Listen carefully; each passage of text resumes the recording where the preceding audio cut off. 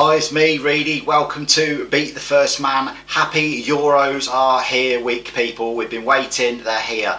Later on in the show, we have a classic Euros preview for you, which features musicians from England, features musicians from Scotland, features musicians from Wales as we preview the Euros. Oh, and we find out why I'm wearing this. There's absolutely loads in today's show. It's fully packed out to the max. So please stick around. But for now, roll the titles.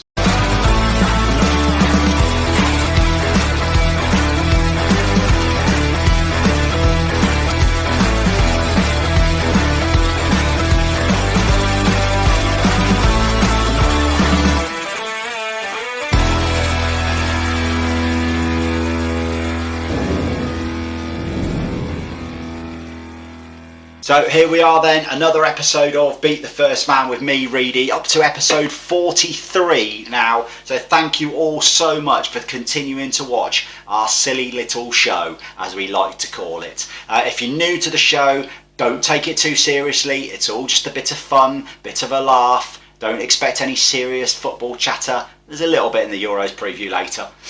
If you are new, we'd love it if you could click the subscribe down below. We'd also like it if you hit the little bell so that you make sure you never miss another episode. If you're a continued subscriber, continued viewer, thank you so much. Much appreciated. Thank you for continuing to watch and sticking around. Now let's see if we can go and get some others on board the BTFM bus and see if we can grow this little baby even further. So, the big news has finally dropped, so we need to put this on, hit the siren, one moment, check that out. No, it's not a tribute to the bill, it's not a tribute to Line of Duty or anything like that. There's going to be no police drama coming on the show, but you may notice I'm also wearing this, Stoke Gabriel FC. Well, they've only gone and merged. So Stoke Gabriel FC, big news, it was announced this week. They have merged with Turnbull Police FC. They are now Stoke Gabriel and Turnbull Police FC. Hence the very nice shiny helmet with the flashing blue light, our tribute to the police part of the Stoke Gabriel group. If they think we're not going to have a bit of fun with them, they're mad. It's going to carry on. In fact, it'll probably be bigger than ever. These discussions have been going on for some time. Credit and kudos to the Stoke Gabriel guys. They've kept me informed all the way along. I knew this was dropping. So pleased they announced it to me and they let me know when it dropped. We've been talking to each other about how we're going to do it. So here we are. The news is out. The news is now on the show. Prepare yourself for old Bill gags galore all season. We're not going to, we're not hanging back. If they don't like it, you know what they say, always on duty, blah, blah, blah. Wow, tough. We're going full on in.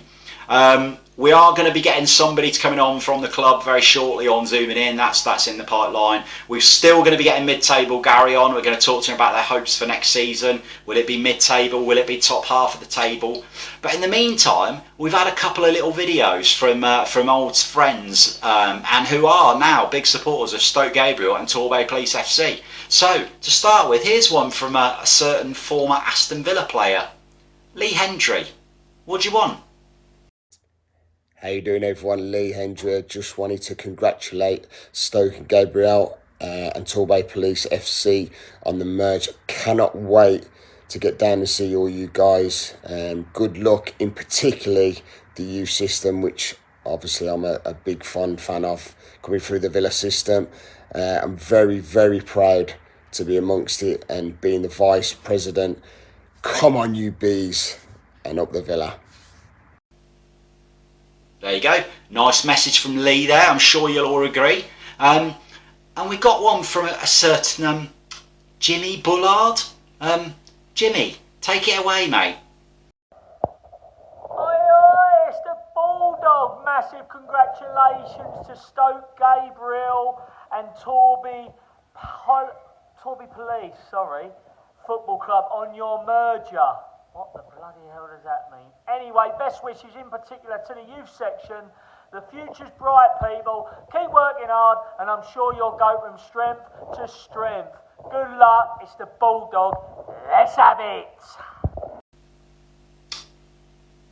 I'm not convinced that Jimmy got it. I'm not sure he knew what that was all. Was that message actually for us? Was it for Stoke Gabriel? Was it meant for somebody else? And he said, I'm not 100% convinced that Jimmy even knew what day it was when he recorded that, if I'm being brutally honest. But hey, lovely messages, Jimmy Bullard and Lee Hendry, so there we go. So that's the news. All SGTP, aren't we, for next season, as we will follow their fortunes. As you know, I'm not going to hold back. You know, they've got to perform, police or not, they have got to perform. Roll on next season, and to the rest of the clubs in the league, look out for Stoke Gabriel, as we have done the honourable thing, and in the words of the Happy Mondays, we have called the cops. Anyway, I can't wait to see what Ted has got to say about all of that. So we'll take that off, because I tell you what, how the hell did they wear them in the day? They're bloody roasting. So, how old? Well, guess what? We're not going to Scotland this week. No. We are going to the only country who runs them close so far in how old. We're going to the Netherlands. A man who started his career in the homeland with spells at AZ Alkmaar, and spells at Heerenveen, before he decided to chance his arm in England, and he signed for Derby County. A Dutch player, Derby County, Steve McLaren. Shall we? Yes, of course we shall. And yes, I know that's Sean Connery, but that was also Steve McLaren doing Dutch. A brief spell with the Rams saw him head back home to Canberra after a stint in the US. In a 17-year playing career, he made over 350 appearances, scoring 14 goals. But of course, what we want to know is when this photo of Richard Galouz was taken.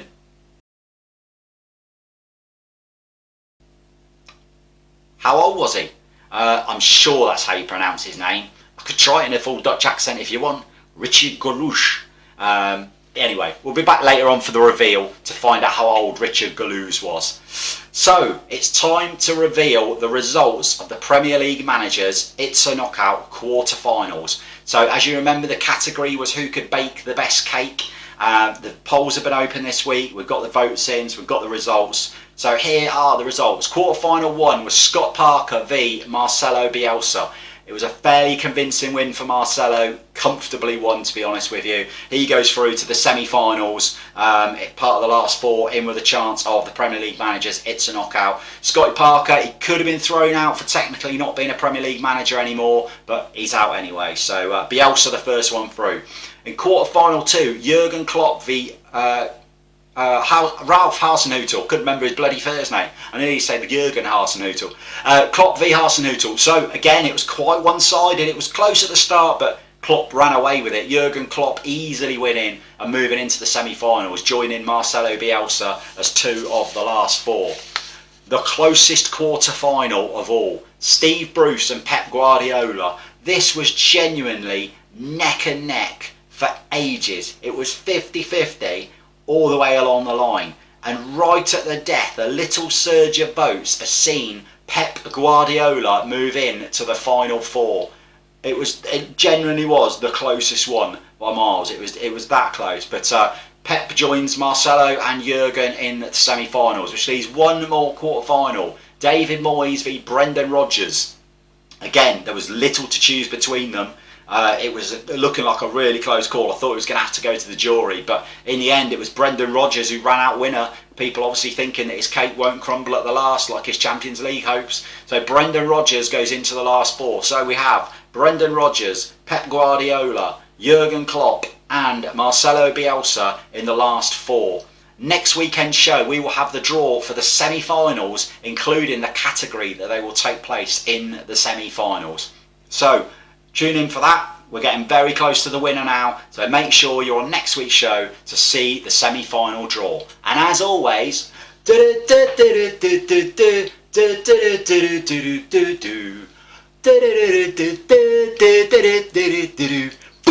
boom, boom. Euros fever has taken over. Oh, that was the heat. I'm not sure which it is. So let's do the only feature that so far has got its own posh little jingle. The name game.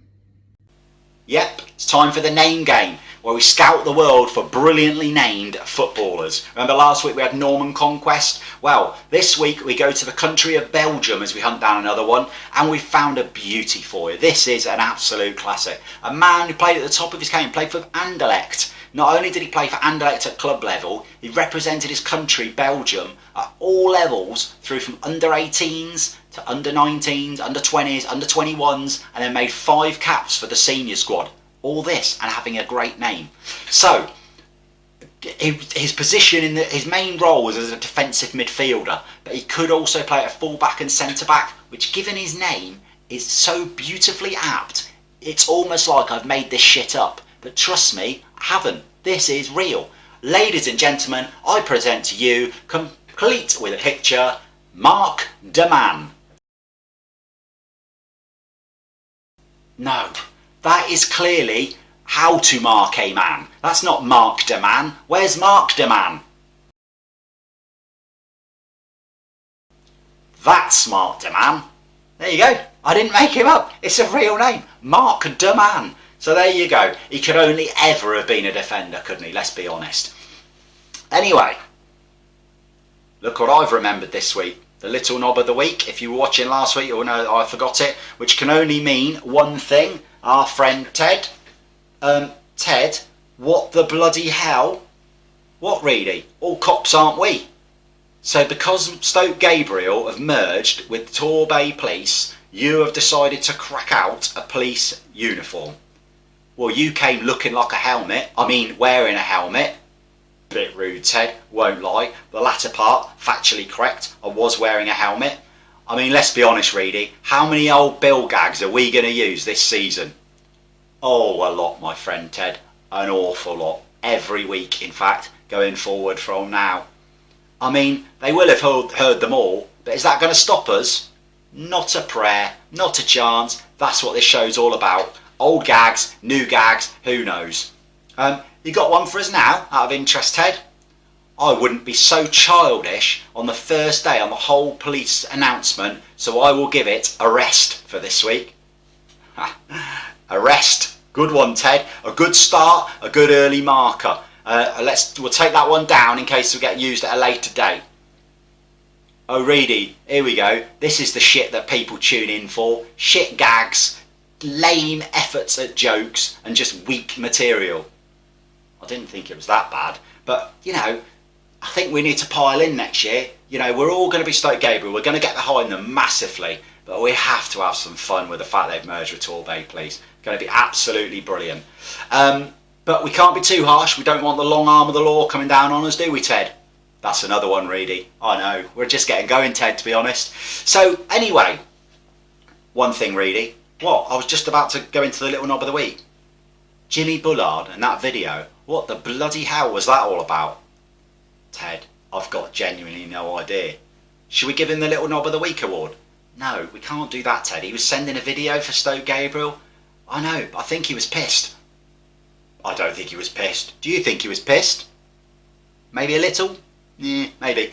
Anyway, so Ted, the Little Knob of the Week award. Who is the nominations for this week? No nominations. Winner, collective.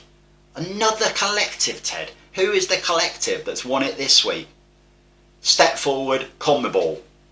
CONMEBOL? Who's CONMEBOL? It might not be how it's pronounced. It might be CONMEBOL or CONMEBOL or CONMEBOL. Basically the South American Football Federation. Gotcha, Ted. With ya. Is this to do with the Copa America? Yep. So, the Copa America, which is due to run pretty much the same time as the Euros, was due to be played in Argentina and Colombia, joint hosts of the tournament. But they decided to cancel the tournament being played there because of rising COVID cases and COVID problems. They decided that they couldn't hold it there, they couldn't guarantee the safety of the players, and decided to cancel it in Argentina, Chile. So they decided to look for another host. Ted, where did they go for another host? If I tell you, you won't believe it. Where did they go for another host? It was in South America, obviously. Yep. So where did they go? Brazil. Brazil? What, the hotbed of COVID in South America? That's the fella. Yeah, so CONMEBOL decided what they were going to do. Instead of having it in Argentina and Chile, Uruguay, sorry, because of their problem with cases. Argentina and Colombia. Jesus, I could win this here if I'm not careful. They decided to give it to Brazil, which is probably one of the biggest hotbeds in the world of COVID cases. To the point where it's emerged that Brazil's own players are actually protesting about hosting the tournament in their own country. I mean, let's be honest. Brazil has a president who put the loose in loose cannon. He is an absolute lunatic. So it's fair to say, CONMEBOL, congratulations, you are this week's Little Knob of the Week. I remembered the trophy loads better than last week. So Ted, we'll see you later for How Old the Reveal, yeah? Yeah, I am off to study the evidence and make some notes before I draw my conclusions. Okay, Ted, see you later. Ted's going to enjoy this police thing way too much for me. I think he's gonna milk it every week. Zooming in. So this week on Zooming In, boy did we have some fun. So I decided I wanted to do a Euro previews chat, and I thought about just getting some fans on of the countries, but I thought, no, do you know what? The guys who've been musicians who've been on here have been brilliant. They've come on here, they've shared their music with us, they've given me videos to put on here, they've given up their time. So I wanted to see whether they would come back on again. I asked 3 bands, stroke musicians, all of them instantly yes. So kudos to them straight away, no thoughts at all. So we have got on here for you, just to tell you, representing England, we had Az from the Sunset Radio. Check out his new haircut. And no lighting problems either. Well done, Az. Representing Scotland, we had 2 of the boys from Dictator. They decided to come mop-handed. We had Joe and Alan came on representing Dictator. We had a bit of fun with them. And representing Wales, we had Jackson Lucet. And Jackson dropped an exclusive on the show. It's not even been announced on social media. He dropped his exclusive on the show for us. What a man, Jackson. So sit back, relax and enjoy England, Scotland and Wales banter with some old musicians in Zooming In. I'll be back right after it. Here we go, another Zooming In. What a treat for you tonight as we're going to preview the Euros with some of our old friends. So as we go around the screen, we've got Jackson Lucet. He's been on before. He's representing Wales. Evening, Jackson. What's happening? Hello, mate. Those things. Yes, very well, mate. Very well indeed. On my right of my screen, we've got Az looking freshly trimmed, freshly shaved, no lighting issues, representing England. I've just noticed the sun's setting in a funny location as it tends to, so we're all right. We're good. Here we go again. And then representing Scotland, they've double teamed. The boys from Dictator, Joe and Alan, have double teamed to come on and represent Scotland. Why not? So welcome aboard, boys. How are we? Good, man. To be fair, my international knowledge is absolutely shocking, so it's probably best that the 2 years are on to kind of bounce off each other here. Like, don't worry. We can just... Aye, thanks for having us, Judy. No, absolutely no problem, gents. So I'm going to start with Jackson. Jackson, I know for a fact you've got an announcement coming up shortly on a new tune. You're keeping it all under wraps. Are you going to reveal it here first, or are you going to make us all wait for social media? Yeah, let's go for it. Yes, yeah, the follow-up to Text Back Blues. It's changed its name today, actually. So yeah, that's going to be out probably after the Euros, so I can sober up. It'll be called More Than Thieves. I think Az has heard it today, or yesterday. Yeah, I had an exclusive. Well, I heard it a while back, didn't I? And I said, yeah. I think it's actually better than Text Back Blues, to be honest. It's a lovely song. It's a lovely number. And he's done well. It's a great tune. Good lad. Yeah, and that's it.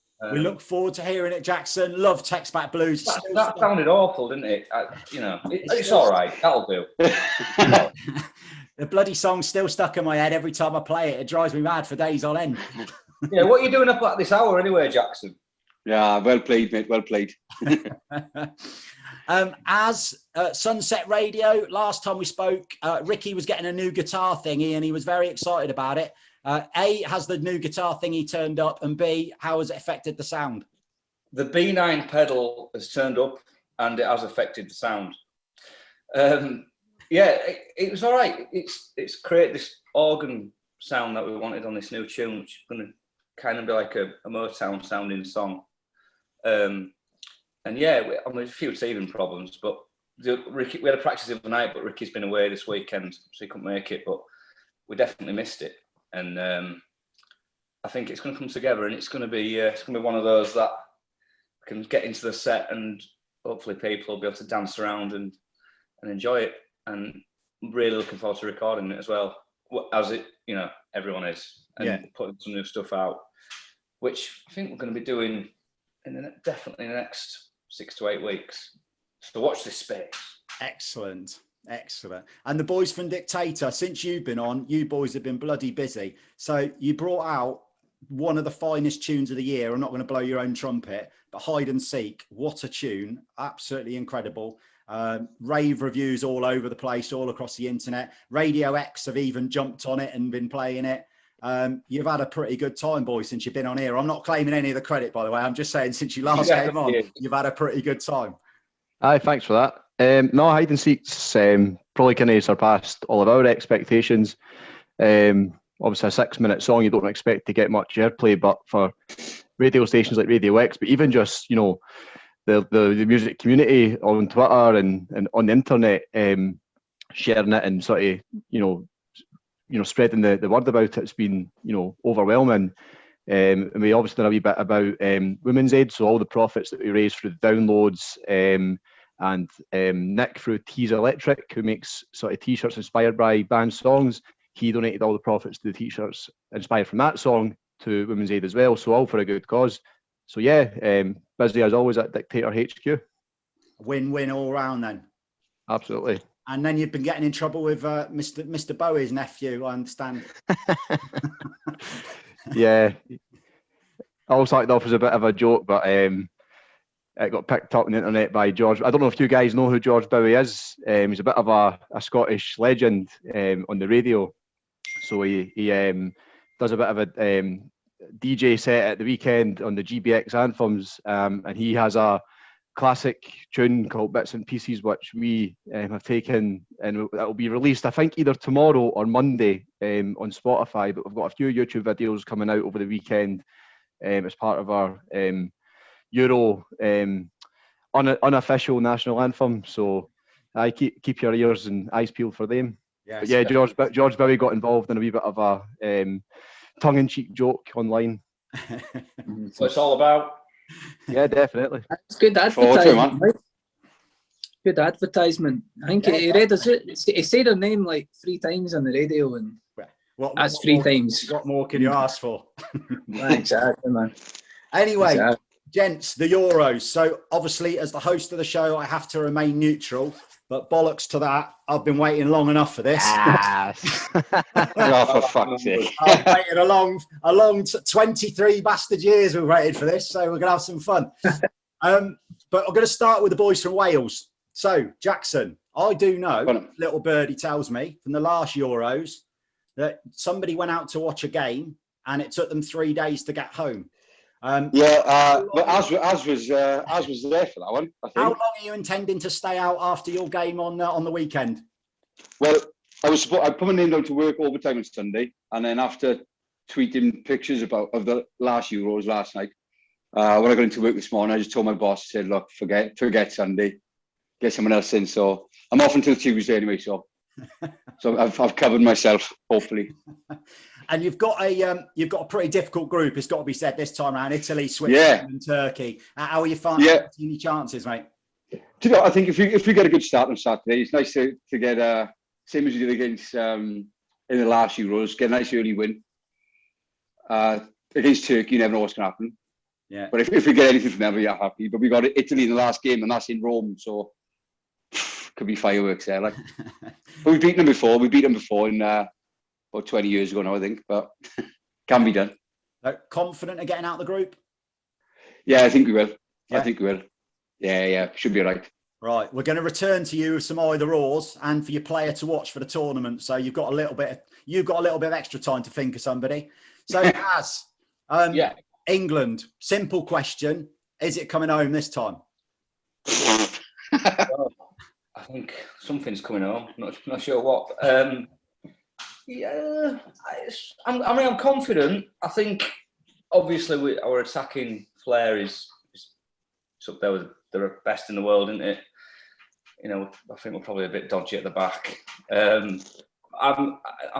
mean, I've watched every tournament since Euro '96, and that feeling, that old familiar sting, you know, of when it's kind of, it all comes crashing down. I'm fully expecting it again. And, you know, I'm not even sort of building on any expectations, you know, on the back of the World Cup. Yeah, we had a decent World Cup, but we played 7 games and lost 3 matches. And as soon as we came up against anyone half decent, we completely bottled it. I think we'll get out of the group. I think it'll be a tight game on Sunday against Croatia. I think we'll probably... It's going to be a draw. I think we'll narrowly beat you, lads. I think that'll be a brilliant match. Because, you know, come on, it's England, Scotland. It always is. And I think we'll beat the Czech Republic quite easily. I think we'll go through as group winners. But it's funny, the first 2 tournaments I ever remember, Scotland were in both of them. Yeah. So that at that time seemed like the norm. You know, and then, you know, obviously everyone since World Cup '98, you unfortunately haven't been there, have you? I remember when John Collins stuck that penalty away. Yeah. Opening game, was that the opening game of the tournament? I think it was. Yeah. Yeah, and was it Cafu or someone who equalised? It's got the winner in the last minute. Someone. It was an own goal. Dunga or someone. Tommy Boyd own goal. He hit his back and went in. Yeah, that's exactly what I meant. So I ain't done bad, but whether it's coming home or not, I mean it's at Wembley, so that's maybe it's gone head start. The trophy's going to be in England, so that's maybe good. So here's a quick. So as Scots and the boys will, I'm sure, agree, we always get caned for supporting everyone that plays against England. So, some people do 100%. Some people aren't asked. I don't care if you win it or not, is the honest answer. I live in England. My kids are English and will be cheering for England. I don't give 2 monkeys if England win it. If they lose, it really doesn't bother me. But so for you, for when Scotland are playing Croatia and the Czechs, I'm just intrigued now because it doesn't ever get asked the other way. Will you be cheering for Scotland or will you be cheering for Croatia or the Czechs? 100%. And I'm not saying it because I don't want 3 fists coming through the screen.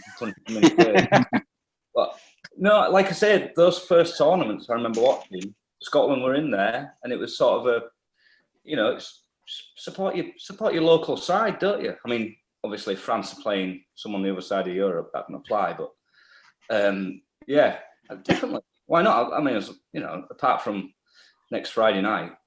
Yeah, well, that's a whole different kettle of fish, to be fair. I want you to do well. I want you to come second. And Wales third, of course. Actually, we don't really. Do you know what? I'm not going to sit here and pretend I care about Wales. I don't, because I'm not interested in Wales. Fair enough. No. That Euros we watched together, by the way, was one of the best summers I've ever had, Jackson. We had a great time. I would say I've got more of an affinity towards Scotland than I have Wales. I have no idea why. But yeah, it's all right, mate. I've got more affinity towards Scotland as well, so you can say something.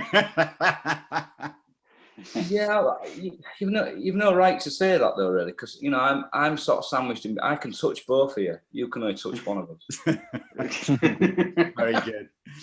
So, boys, dictator, Scotland, the nation. We've waited 23 years. I don't even know if you two are old enough to have been alive the last time we were at a tournament. I'm 5 years. You were 5. How old were you? I was 7. Yeah, France '98. I was 7-year-old, and I vaguely remember the games that were shown like during the daytime. We got to watch them in school.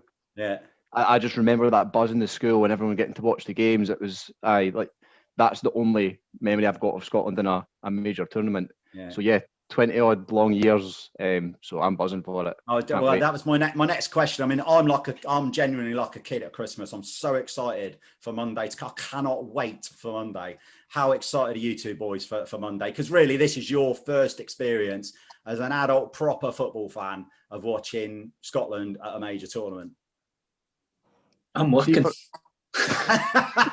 But I'm working for home, so I've got my telly right there. I can still watch it, but I can't get on the. If your boss is watching, you're not watching. Exactly, aye. Exactly. But you saying?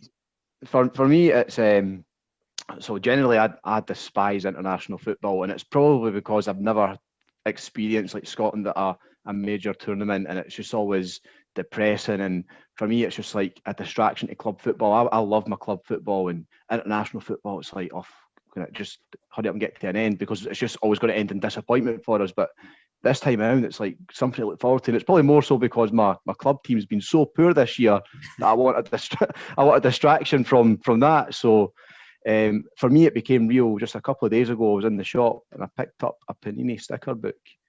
Nice. And we're in it. I told the shopkeeper it was for my 3-year-old son, but really it was for me. So I've started filling that out, and I've got a few doublers already. So if you boys are looking for any doublers, hit me up. So, as a brief story, and I won't bore you with it, but I'm going to cry like a baby Monday, and there is a reason why. So France '98, I went to France '98 with my dad, and I never ever realised that he would never see us in another tournament again. You know, and that's for me. There's a whole generation of people who are going to have lost people since we last qualified for a tournament, and they're not going to have that buzz of watch. So for me, Monday, I know when them anthems go, I'm going to go. I'm just going to lose it. I'm going to be all over it, and I just pray we get some sort of result in one of the three. And genuinely, I'm not just saying as I genuinely don't care who we get a result against. I just want one result, one victory in any of the three games. I'm doing it wrong. You guys would be great, but any of the 3 games, one victory, that's all I want, and I'll be a happy boy. Really, what I will say, mate, I said similar thing before Wales qualified. Obviously, a similar situation to you boys. Were in 2016 hated international football just because it was just always a nightmare. 2016, well, I sat with Az in the pub. I was like, I just want one game, just let's score a goal, and then it was like, let's have one win. I remember. Let's have one win, and then it's like, oh, if we do this. But it's such a great feeling, man. But yeah. Hey, listen, to your dad anyway, and to you boys. Like. Thank you, gents. Much appreciated. Yeah, so, I hope you enjoy it. I think let's have a bit of fun though. Let's just ask a few questions. So Jackson, how far are England going? Well, I've got them in a sweepstake, so hopefully second place. Yeah, I get my fiver back. No, I got to be honest. Like, probably because we like I say, when people say, "Oh, I want them to lose," growing up, you're growing up with all the Premiership players you knew. Your own country's not getting to a tournament, so like you were 96 when them through well, and the years after that. But I think that, like I said, the talent they've got at the moment is young, it's exciting. I think there's been a lot of stuff in the press about them. Concentrate on the injuries of the back. It's like, well, what Wales in 2016 was just concentrate on the positives. Like, look, you've got some of the best front players in the world.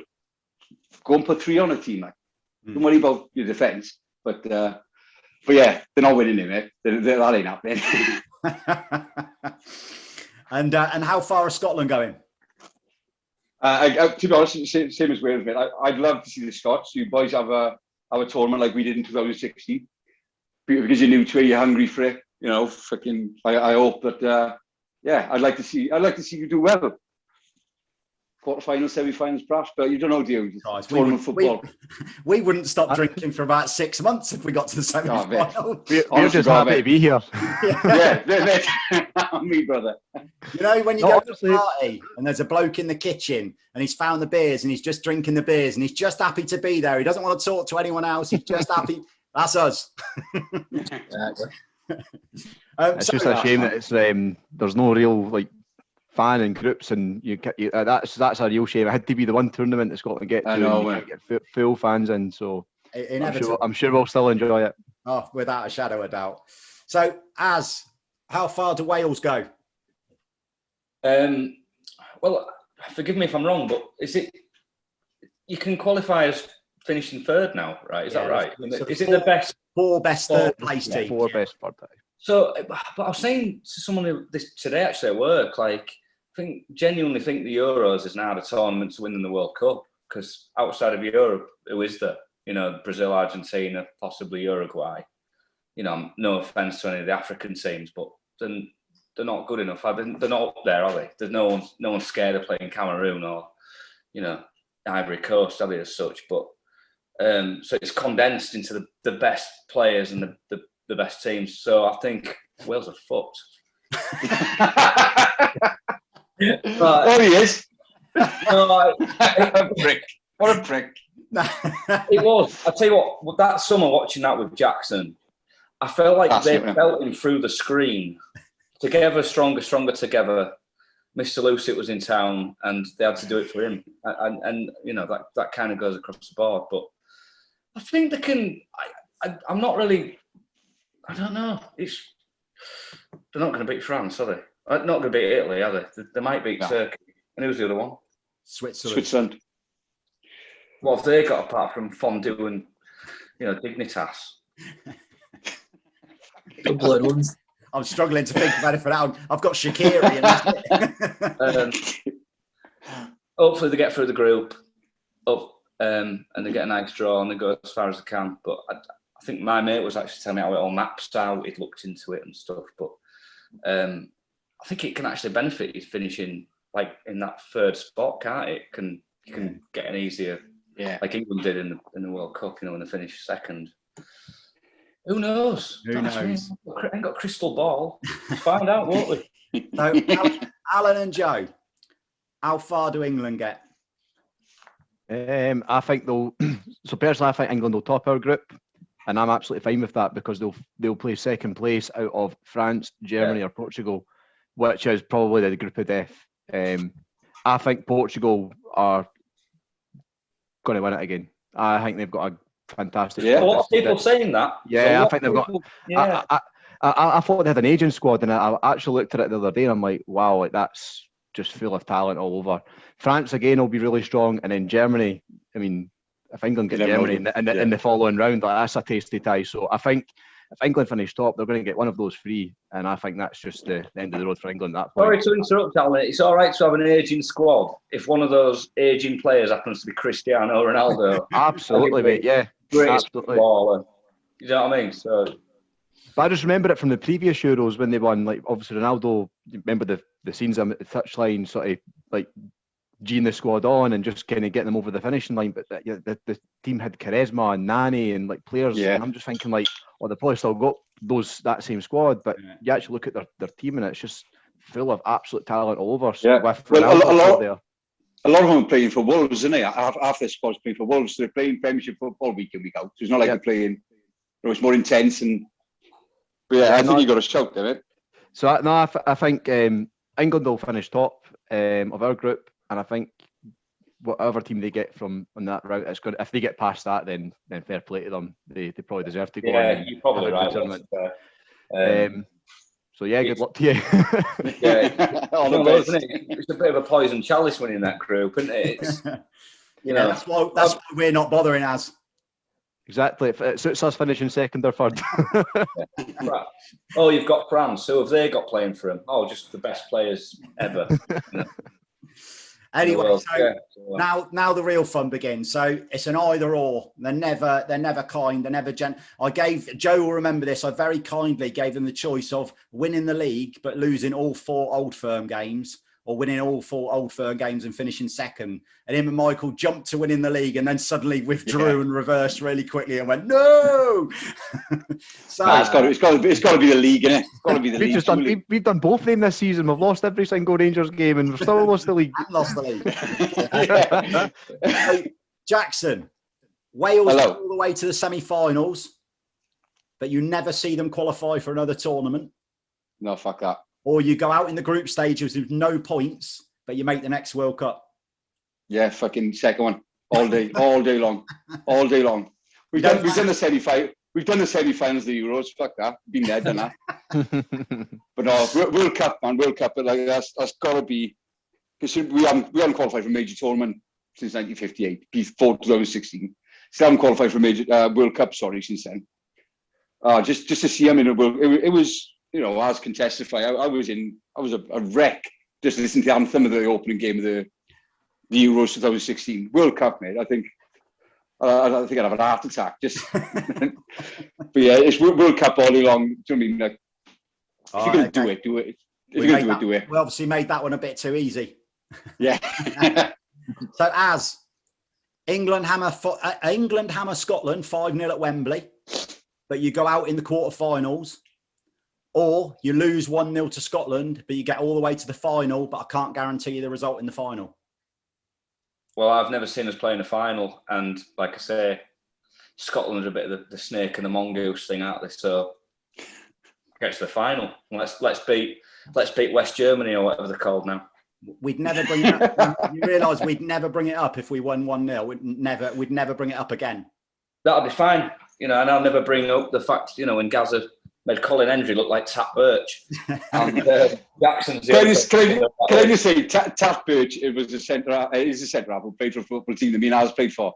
And Jesus Christ, yeah. Cliff FC. I've got it in, Bruce. Cliff FC.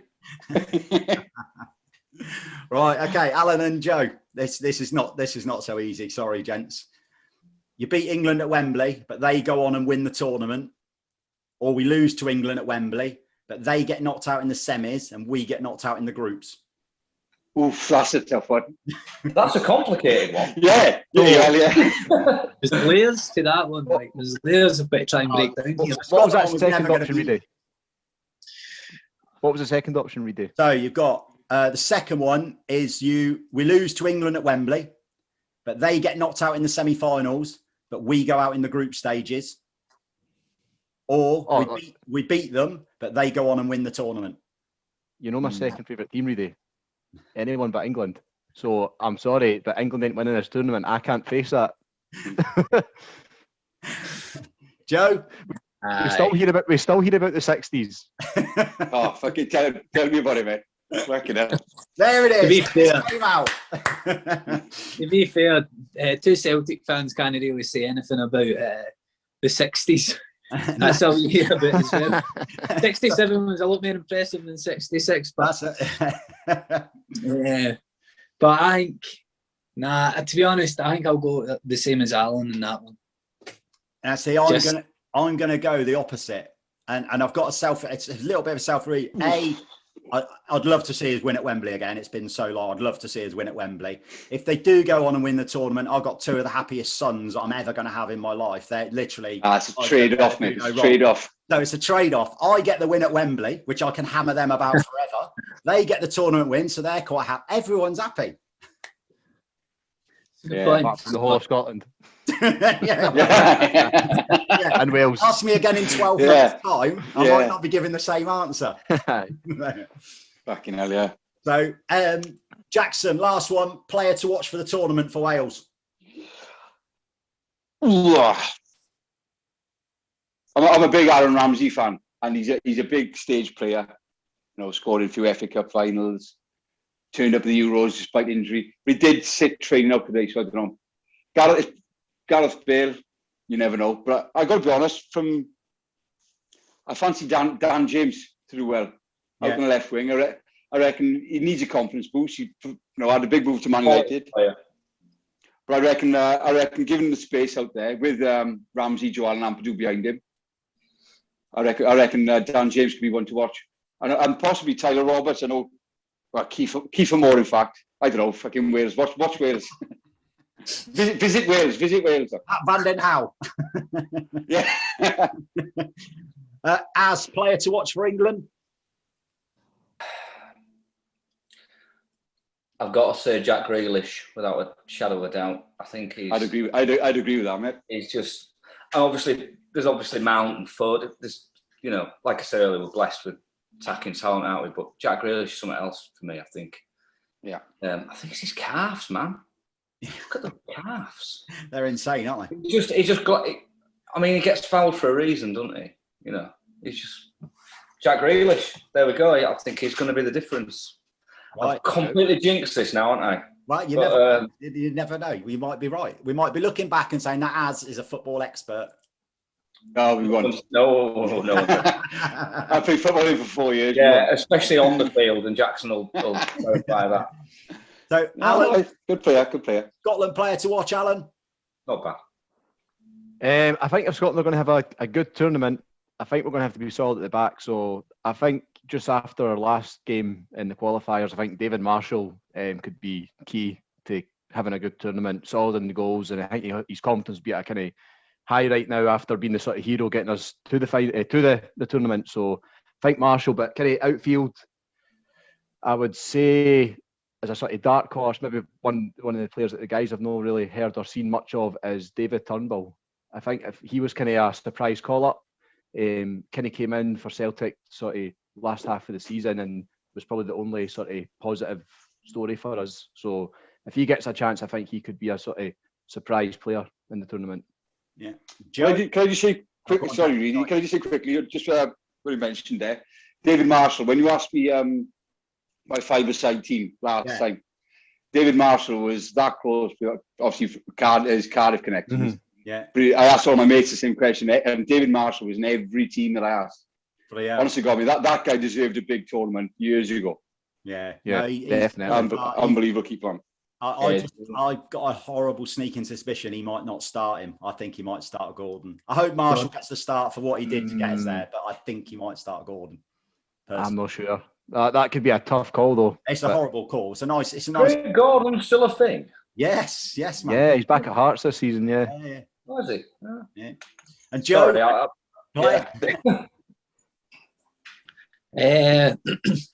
I think Kieran Tierney will be one to watch. He always rises to the occasion, but I feel probably McGinn or McTominay in the middle of the park. Yeah, I think they two will stand out. They're always well up for it, and they're going to have a lot to do, especially defensive midfield, midfield area. They've got to be going non-stop. So, I like McGinn. So I'll say McGinn's my main man. Yeah. That'll be a good battle, McGinn and Grealish. Grealish, yeah. Villains. Villains. Gents, thank you so much for your time. I genuinely appreciate it. I hope you all enjoy the tournament, however you're watching it, wherever you're watching it, whoever you're watching it with. I hope it brings you everything you want within reason. I'm talking about next Friday, as I don't want you getting what you want next Friday. Sorry. But genuinely, I hope what I want most Fridays.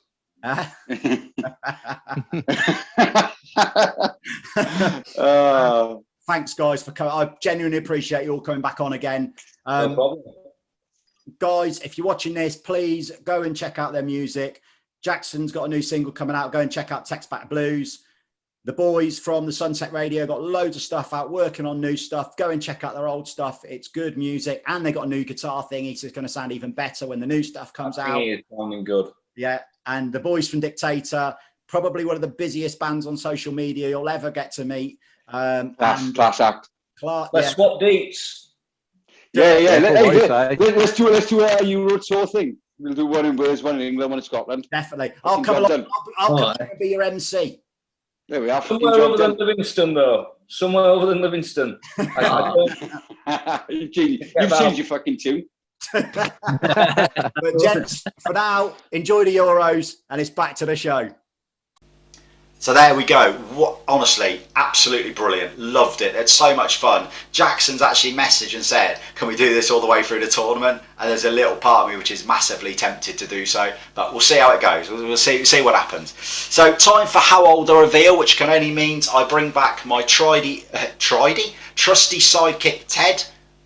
It's Detective Ted to you from now on. Is this really going to be how it's going to be? A police uniform, a few jokes, and suddenly you're a detective?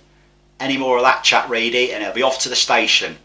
Whatever, Ted. Let's start with the public, shall we? Bill from Rill, guilty, take him down. You're supposed to be a policeman. You're not a member of the jury or a judge. Anyway, he hasn't even guessed what the hell is he guilty of. Anyway, Bill, no, he isn't 26. Take him down now, charged with bad guessing. Right, up next, it's Ted from Leatherhead. Hang on, I'm Ted. He's nicked, impersonating a teddy bear. Ted, no, it's Ted from Leatherhead. You're not Ted from Leatherhead. Impersonating a police officer. He's going down. He's at it. Life. Anyway, no, it was a man called Ted, and no, he's not 22. So, Ted, how old do you think our old friend Richard Galouz was? So, I've checked all the evidence, I've studied the case, and I've come to the conclusion he's 24. Well, let's see. So when this photo of Richard Galouz was taken, he was indeed 24. Well done, Detective Ted. I knew it. Detective skills pulled out of the hat for the right answer. Anyway, I'm off now to do what every trusty policeman does. What's that, Ted? Going crime fighting? Looking for criminals? Trying to break up ganglands? Don't be stupid, Reedy. Flick the siren on, get to the donut shack, pull over in the car park and eat some donuts. Okay, mate. See you next week. What? Why? Why have I got him as a sidekick? I need some human sidekicks now. This COVID needs to end so I can get some humans on board. Anyway, so we had Guess v Knowledge. Well, I've decided to twist it up a bit for the Euros. So, same principle. We're going to have a little competition. It's going to be a bit of a Dad v Lad competition. We're going to call it Dad v Lad, the Euros. So we're going to pick 3 matches, same scoring idea, 3 points for a correct score, 1 for the correct result. So it's Kian v me. So let's take a little look at how we predicted the games to go. Roll VT. So a new section then of the Beat the First Man. This is Dad v Lad, the Euros. So in a similar twist on Guess v Knowledge, it's going to be Dad, me, v Lad, Kian. Hello. And the scoring will work exactly the same. So 3 points if you get the result spot on, 1 point if you call the win, lose or the draw, and no points if you get it completely wrong. We'll choose 3 games each week, right the way through to the Euros final, and then the winner wins a prize. And I'm still deciding on the prize. So I think it should be some sort of chore around my house. I think that's fair. Oh, dear, it's probably fair. The weeding of the garden or something like that. No, because they just grow back. So we've got 3 games to choose. It was only right, the first 3 games, we choose the 3 home nations. So your first game then, Kian, Wales v Switzerland, being played on Saturday afternoon. I know you've got a big workbook of notes. I mean, look at that. All I've got is the 3 games written down. You've gone for the one that was like right at the back, so I have to flick through. So go on then, Wales v Switzerland. So I've got my score at the bottom. But Wales, they're doing all right in their last 7 games. They've got 4 wins in their last 7. They lost 3-0 to France in a friendly, but they also drew 0-0 with Albania. So the last 2 games haven't been as good, but they could have been resting players. I didn't check that. Obviously, a key player is Bale. Yeah. If he's on form, there's going to be, Switzerland could have problems. And then the same with Switzerland, they're in really good form. So they've won 6 of their last 7 games, and the other one was a draw. They beat Liechtenstein 7-0. And as a key, they've got a key midfield 3. So you've got Xhaka winning the ball, Zakaria winning the ball, and then what's his name? He's down here somewhere. Fellow Shaqiri. Yeah. In the middle, feeding balls through to the striker. If they're working, I think we're going to have too much for Wales. So I've gone for Switzerland 2, Wales 0, because I think Wales are going to be really up for it because of the last tournament, how they did so well. They're going to be up for it. They're going to come out fire and they're just going to get picked off. Right. Well, I'm not going to lie. I've got nowhere near the in-depth analysis. Not even close. So Wales v Switzerland. So I think Wales are massively punching above their weight. I think they've done well to get to the tournament, to be honest, with the squad they've got. Yeah. I think they've got no strikers. I think they rely so heavily on Bale, and I'm not convinced Bale is fit enough or ready for this tournament.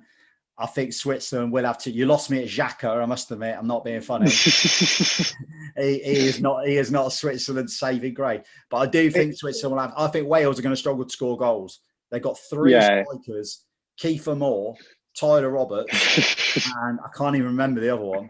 They've literally got 3 strikers, and I'm not convinced any of them are going to get them a lot of goals at the Euros. I think they'll try hard. They'll give everything. I am going for a 1-0 Switzerland win in the first game. Both for the same team. We move on to Sunday afternoon, Wembley Stadium, England v Croatia. You will notice I've been very mature. I don't have a Croatia shirt on. I've got an Argentina.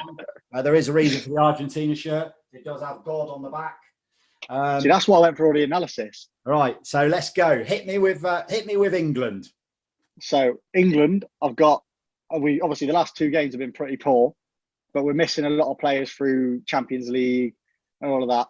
So we obviously beat Austria 1-0 and Romania 1-0. And for a key player in this game, I reckon Grealish, because we have a lot from set pieces as we all know, he wins a lot of fouls.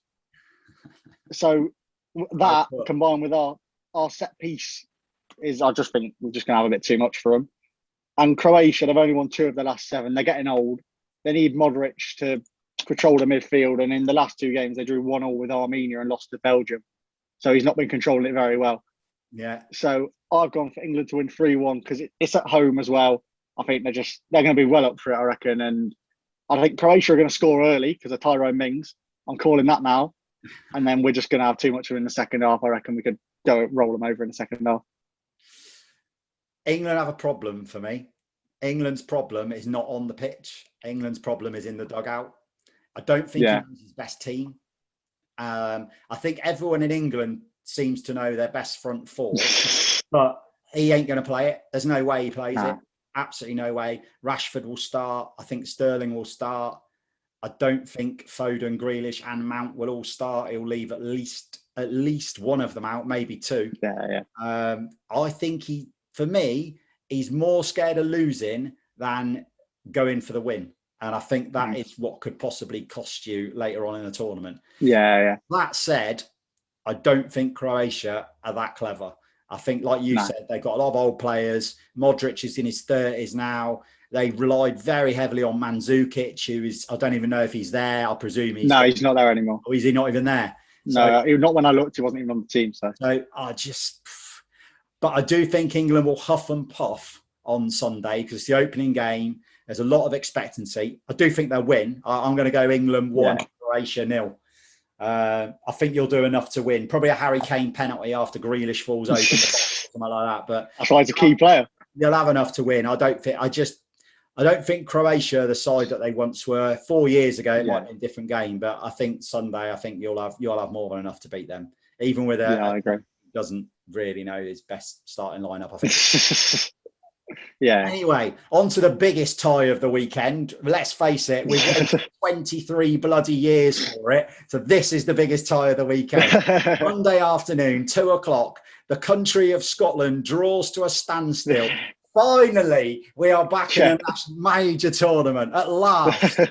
So I'm going to go first this time. Go on. So I won't give you my score. You can always have the first shout on the score. Yeah, cool. That's the deal. So Scotland come into this. Everyone expects us to finish bottom of the group. Everyone's calling us going out in the group stage, not getting a point, maybe getting 1 point. I think we've got a much better squad than people are giving us credit for. And I think we've got a much better coach than a lot of teams at the tournament.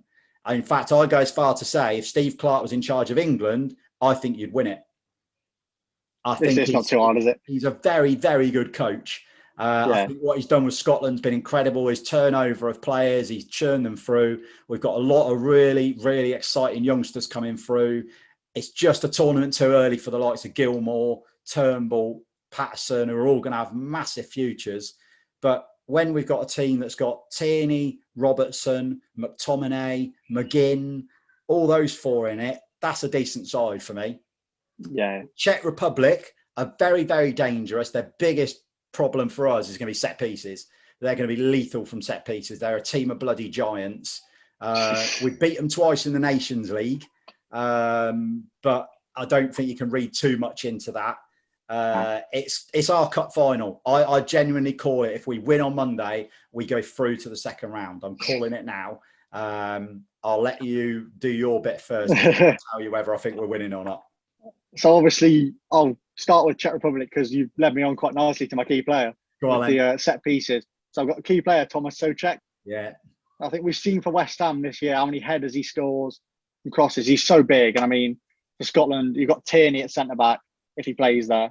And he's not going to be able to compete with him in the air. So I think that could be a problem. Then they've done awfully in their last 7 games. They've only won 3 of them and they got battered by Italy and got beaten by Wales, who I don't think are that good. Yeah. And then obviously for Scotland, you're doing all right. You've only won 2 of the last 7, but you also only lost 2 of the last 7. Obviously drew with Netherlands is a big result. You're fine. We've only lost 2 of the last 16. I'll have you know. Well, I didn't recall that far back, did I? Beat Luxembourg only 1-0. Yeah. And then key player again. I've gone for the midfield. I think that is your core. I think. Yeah. Because you can't let them play through there, and then I think the game hinges on Scott McTominay v Thomas Souček. Yeah. If McTominay keeps Souček quiet at set pieces, I think we've got a very, very good chance. But I'll let you go first with your score. So with my score, I've gone for the thing that Scotland are going to be really up for it. So you're going to come out firing. And it gave me a bad memory of Leeds v Man United this year, where we were well up for it. And our fans were up for it. The players looked up for it. And then we went out and we conceded 2 in the first minute. And I think something similar could happen to Scotland, but I don't think you'll lose. So I'm going for Czech Republic and they'll score really early. Because I think Scotland are going to be all over the place, all mentally, because they're just not settled into the game yet. But then I think you will score. I think it'll be 1-1. All right, okay. Which wouldn't be the worst result in the world. Just not losing in the opener. So I think we'll win. I've been confident we'll win all along. We've got a great record against the Czech Republic.